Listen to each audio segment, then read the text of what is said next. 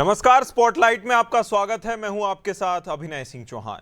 आज चर्चा करेंगे उत्तर प्रदेश के मुख्यमंत्री योगी आदित्यनाथ के आदेश पर रोहिंग्या और बांग्लादेशी नागरिकों की पहचान कर उन्हें डिटेंशन सेंटर में भेजने की कवायद को लेकर, जहां ये पहली बार नहीं है जब इस तरह का अभियान प्रारंभ किया गया है। इससे पहले भी 8 साल के भीतर करीब 3 बार इस तरह की कोशिश हो चुकी है। 2019 में मुख्यमंत्री के निर्देश पर एक सर्वे किया गया था, जिसमें बताया गया था कि प्रदेश में 10 लाख बांग्लादेशी और 3,000 रोहिंग्या घुसपैठिए हैं। इसके बाद मामला ठंडे बस्ते में चला गया और अब मुख्यमंत्री योगी आदित्यनाथ ने फिर आदेश दिया है कि घुसपैठियों को पकड़कर डिटेंशन सेंटर में रखा जाए। प्रदेश में 17 नगरीय निकायों को मुख्यमंत्री ने डिटेंशन सेंटर चिन्हित करने और बनाने का निर्देश भी दे दिया है, लेकिन इस फैसले को अमल में लाना अत्यंत कठिन नजर आ रहा है। सबसे ज्यादा कठिनाई है घुसपैठियों को जनसंख्या के बीच से तलाशने की, जहां बांग्लादेश की सीमा से घुसपैठ करने वाले भारत में घुसते ही आसानी से दस्तावेज बनवा लेते हैं। पुलिस को दस्तावेज के आधार पर किसी को पकड़ना मुश्किल हो जाता है और पकड़ भी लिया जाए तो फिर उसे वापस उसके देश भेजना भी कठिन है। उत्तर प्रदेश एटीएस अभी तक कुल 200 घुसपैठियों को पकड़ पाई है। ऐसे में सवाल उठता है कि 10 लाख से ज्यादा घुसपैठ करने वालों को कैसे पकड़ा जाएगा, और पकड़ लिया गया तो डिटेंशन सेंटर में कैसे रखा जाएगा। डिटेंशन सेंटर पर जो खर्च होगा वह सरकार कहां से लेकर आएगी, और इन लोगों को वापस उनके देश भेजने में कितना वक्त लगेगा। आज इसी विषय पर चर्चा करेंगे। उससे पहले कुछ प्रतिक्रियाएं सुन लेते हैं। रोहिंग्या को लेकर सिर्फ हो हल्ला मचाया जा रहा है। देश का विषय है।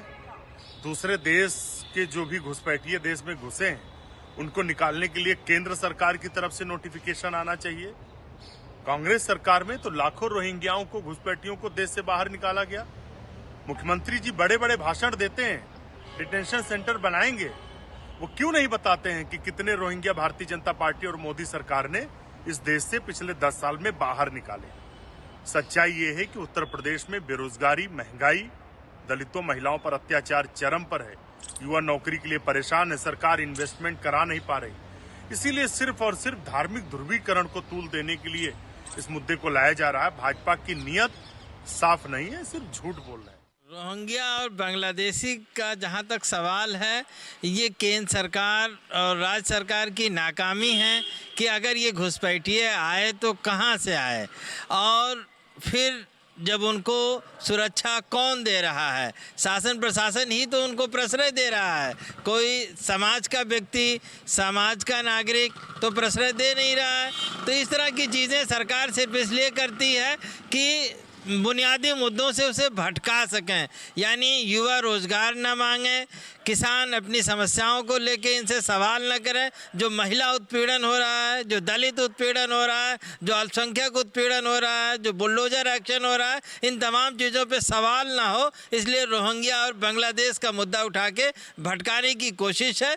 रोहिंग्या और बांग्लादेश उत्तर प्रदेश का मुद्दा नहीं है। उत्तर प्रदेश का मुद्दा है बेरोजगारी, महंगाई, कानून व्यवस्था, महिला उत्पीड़न, दलित उत्पीड़न। ये सब उत्तर प्रदेश के विषय हैं जिस पर सरकार को काम करना चाहिए। लम्हों ने खता की, सदियों ने सजा पाई है। ऐसी ही परिस्थितियां कांग्रेस ने वर्णित कर दी थी इस देश में, जहां पर पूरे विश्व के कोई भी भगोड़े, कोई भी लोग अपना आश्रय पा सकते हैं। ऐसा आश्रय स्थल के रूप में भारत को विकसित कर दिया था।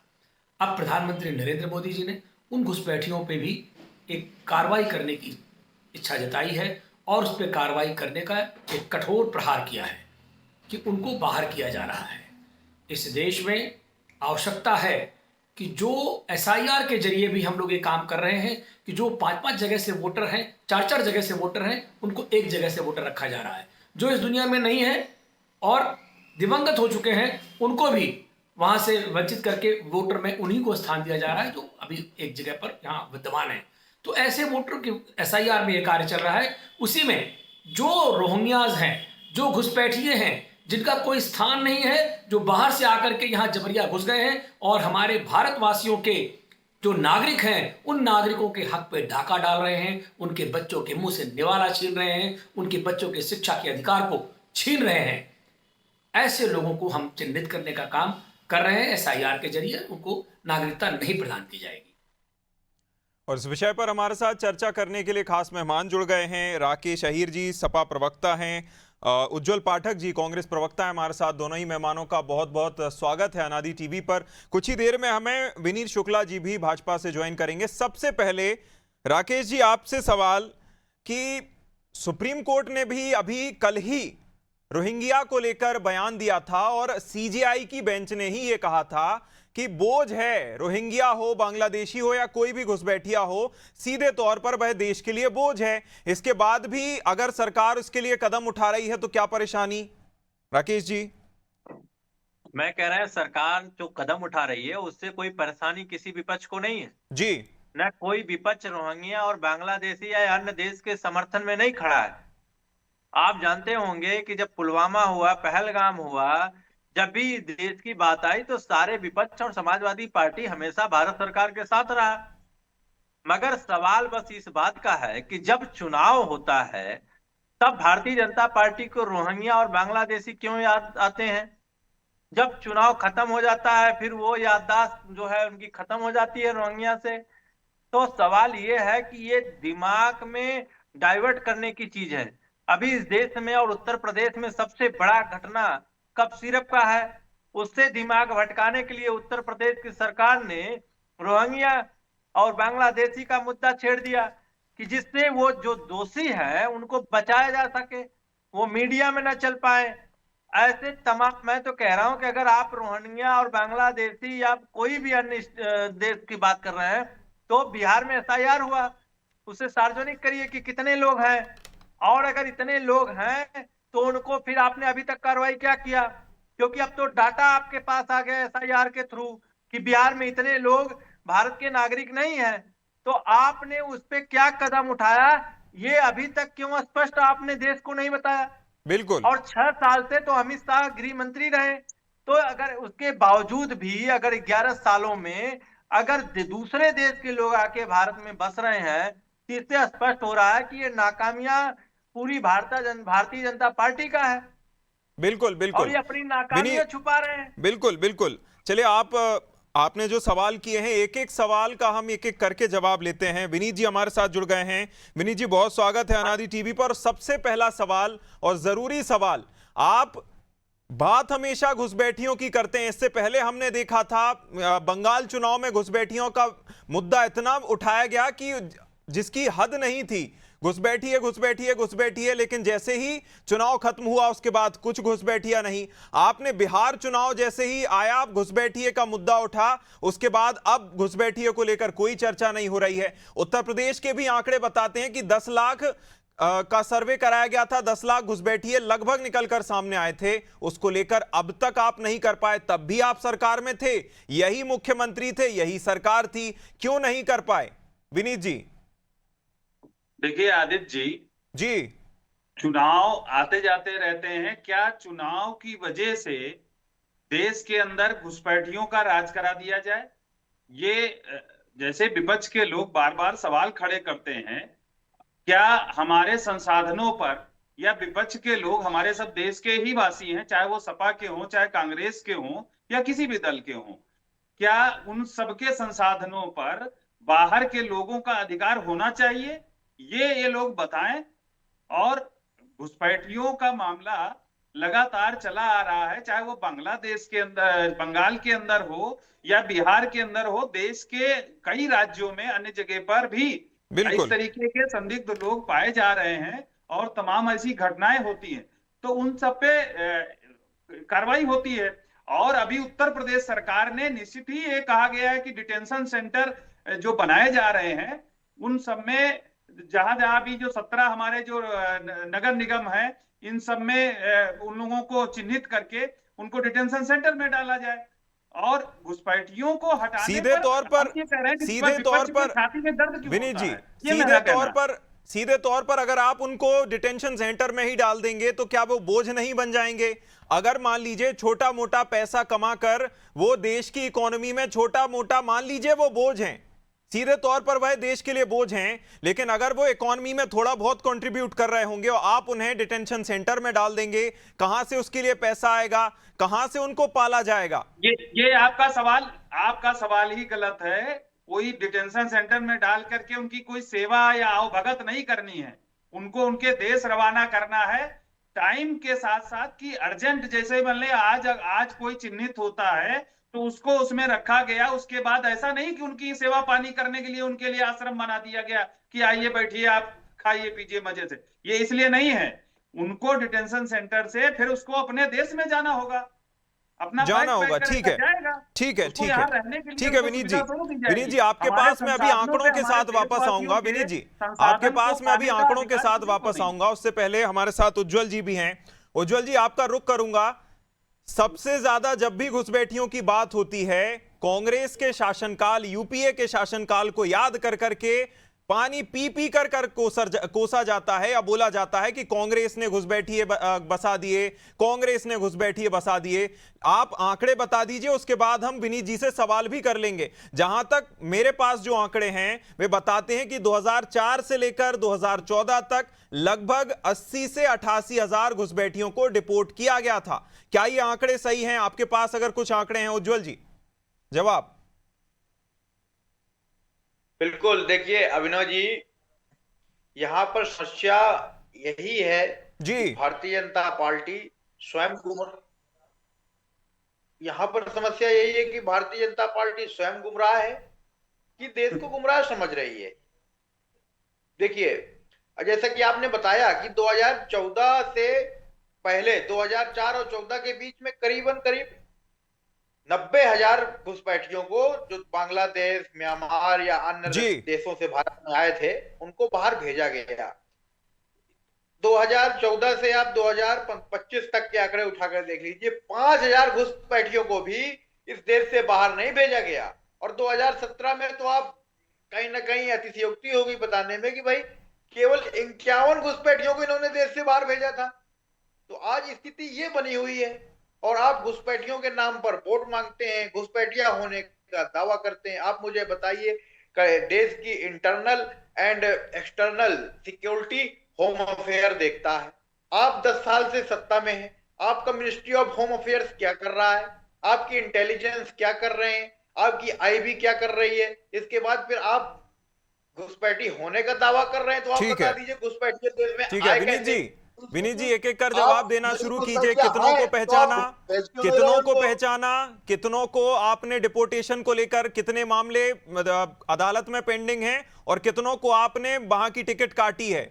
बोलिए विनीत जी जवाब।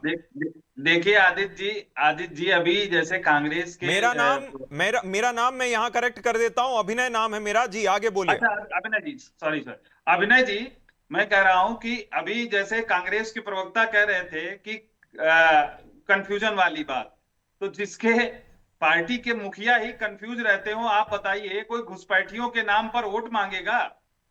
घुसपैठिया देश के अंदर अगर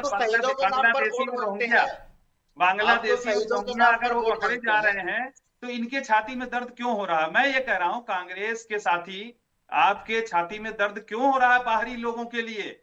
आप घुसपैठियों के सहारे वोट मांगते हैं क्या? आप घुसपैठियों को रख करके उनके सहारे आप चुनाव जीतना चाहते हैं या वोट मांगते हैं? आपको भारतीयों पर विश्वास नहीं है क्या? इस भारत देश के अंदर रहने वाले मूल जो मतदाता हैं उन पर आपको विश्वास नहीं है क्या? देख लीजिए, अरे आंकड़े उठाकर देख लीजिए। आप रोहिंग्या और बांग्लादेशी के सहारे आप चुनाव जीतना चाहते हैं, ये भी नहीं बाहर भेजा है। अरे भाई बांग्लादेशी सर हम यहाँ सियासत की चर्चा नहीं कर रहे हैं विनीत जी। विनीत जी हम यहाँ सियासत की चर्चा नहीं कर रहे हैं, हम ये चर्चा कर रहे हैं कि अगर आपकी सरकार के जिस तरह से आपकी सरकार इसको लेकर आगे बढ़ रही है, इससे पहले भी आप सर्वे करवा लेते हैं, क्यों अब तक प्रक्रिया जो चल रही है विनीत जी ढुलमुल प्रक्रिया क्यों चल रही है? ढुलमुल प्रक्रिया क्यों चल रही है? बेचैनी इनको घुसपैठियों के लिए है, छाती में दर्द अगर इनके हो रहा है तो घुसपैठियों के लिए हो रहा है। ये घुसपैठियों के सहारे सरकारें बनाते रहे हैं। सर वो तो आंकड़े बता रहे हैं, आप भी आंकड़े बता दीजिए।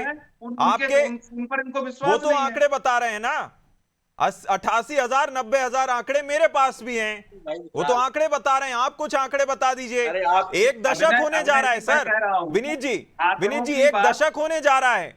एक अरे भाई, दशक। आंकड़ों की बात मैं कह रहा हूं कि आंकड़े सरकार जारी करेगी। अभी जो काम चल रहा है कि घुसपैठिए अगर चिन्हित किए जाएंगे, जो कार्रवाई करने के लिए कहा गया है, जो चिन्हित किए अरे जाएंगे 10 साल उनको से क्या कर डिटेंशन रहे हैं सेंटर आप? में रखा जाएगा। 10 साल से क्या और कर रहे हैं? उसके लिए 10 उनके साल से क्या बचाव कर में रहे ये हैं? क्यों खड़े होते हैं, मेरा ये कहना 10 साल मतलब से है। क्या कर रहे हैं? 10 मेरा साल से क्या कहना कर रहे है हैं? कि ये 5000 घुसपैठियों को घुसपैठिए भी बचाने बाहर के नहीं लिए भेजा। कांग्रेस और सपा क्यों खड़ी हो जाती है?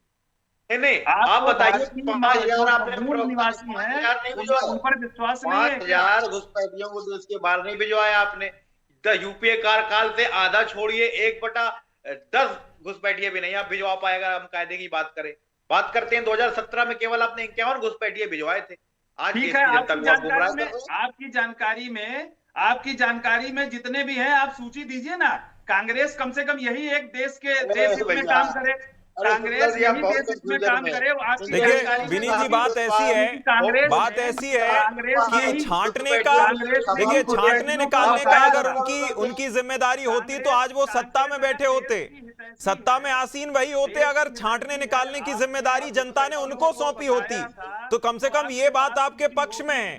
विनीत जी, राहुल विनीत गांधी जी, के पास कांग्रेस में सूची विनीत होगी। जी, आपने घुसपैठियों को बसाया था, विनीत तो जी, आप सूची देश हित में दे दीजिए। ठीक है अगर आपको विनीत जी, जानकारी आंकड़े पक्के हैं, चलिए आपने चलिए बताया था। चलिए चलिए एक एक करके बोलिए। भारतीय जनता मैं राकेश पार्टी जी का फिर किसी रुख भी करना कहानी चाहूंगा। को ठीक है बर्दाश्त विनीत नहीं जी, करेगी। विनीत जी आपके पास वापस आऊंगा। जिस तरह से आरोप लगाए गए कि सपा और कांग्रेस एक साथ बांध दिया एक ही सूत्र में कि घुसपैठियों को बचाने का काम करते हैं, और अब देखिए अगले साल बंगाल का चुनाव भी आ रहा है। जैसा हमने चर्चा करी कि चुनाव के समय में घुसपैठिया का मुद्दा बहुत ज्यादा उठता है। राकेश जी, आरोप लग रहे हैं, जवाब दीजिए। अभिनव भाई, मैं कह रहा हूं कि विनीत जी को जब पूछा जा रहा है कि आपने 11 सालों में अब तक कितने रोहिंग्या, कितने बांग्लादेशी, कितने म्यांमार, कितने अन्य देश के नागरिक अभी तक आपने चिन्हित किया और कितनों को आपने बाहर किया, इनके पास एक आंकड़ा नहीं होगा, क्योंकि ये रोहिंग्या या किसी को बाहर निकालने की मंशा से काम नहीं कर रहे हैं। ये सिर्फ रोहिंग्या और घुसपैठियों के नाम पे ये सिर्फ राजनीति कर रहे हैं और विपक्ष को कोस रहे हैं। इसलिए कोस रहे हैं कि जो नाकामियां वो छुप जाए। मैं तो इनसे पूछ रहा हूं कि बड़ी जिम्मेदारी से आप बताइए कि 11 सालों में आपने कितने को बाहर किया?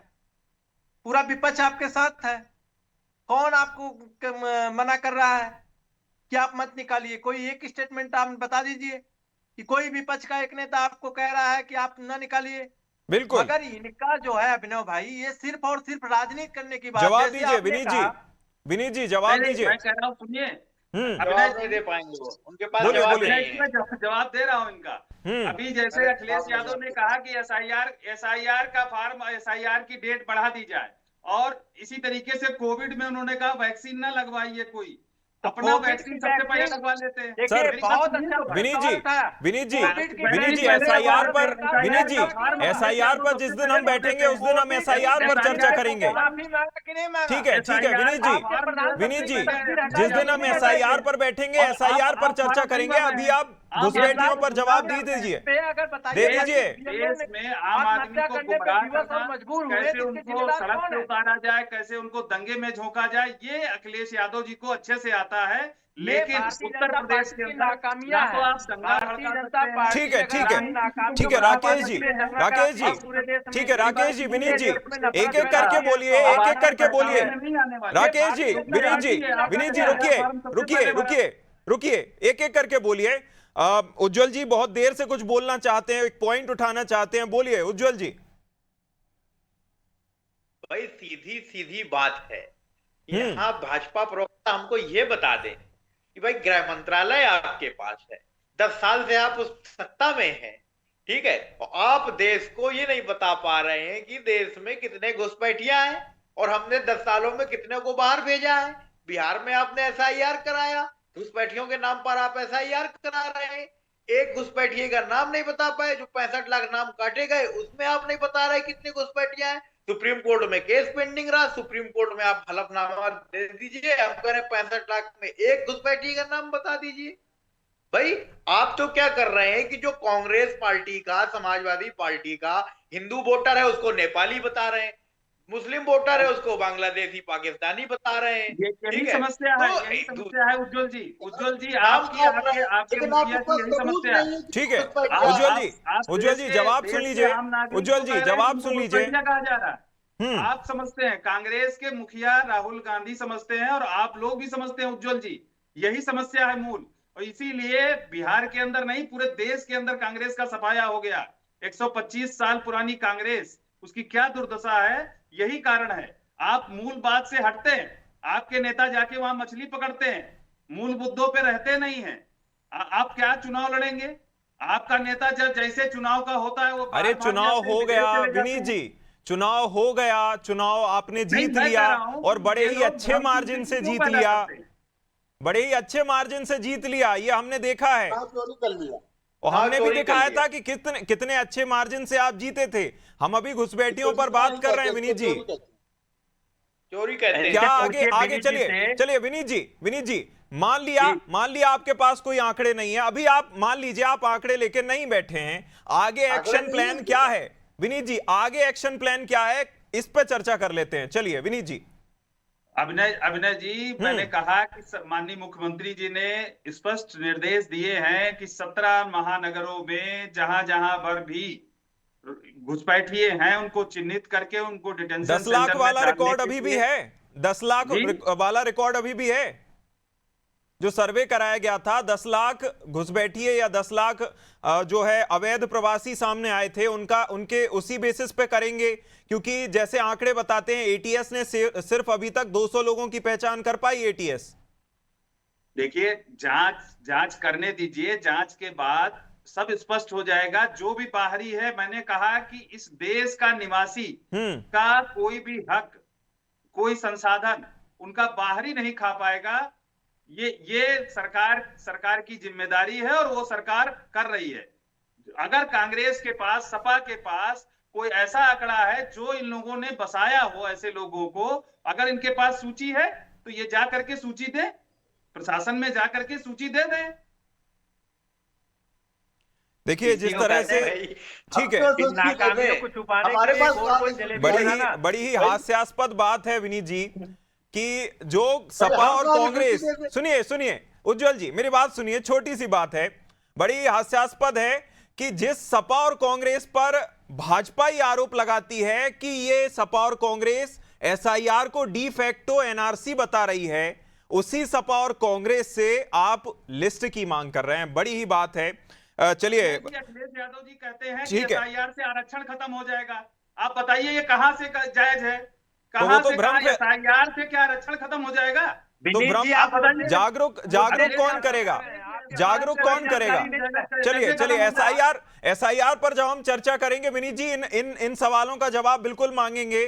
फिलहाल समय समाप्ति की घोषणा हो गई है। विनीत जी बहुत शुक्रिया हमारे साथ जुड़ने के लिए, राकेश जी बहुत शुक्रिया, उज्जवल जी बहुत शुक्रिया हमारे साथ जुड़ने के लिए। घुसपैठियों को लेकर चली आ रही सियासत, या हम बात करें सियासी जो जिस तरह की बयानबाजी सामने आती है, वह लगता तो नहीं है कि रुकने का नाम लेगी। डिटेंशन सेंटर को लेकर अब जिस तरह के आदेश दिए गए हैं, देखना होगा डिटेंशन सेंटर बनते हैं, कितने पहचान में घुसपैठिए आते हैं और सरकार आगे क्या एक्शन लेती है। फिलहाल इस चर्चा में इतना ही। आप देखते रहिए अनादि टीवी। नमस्कार।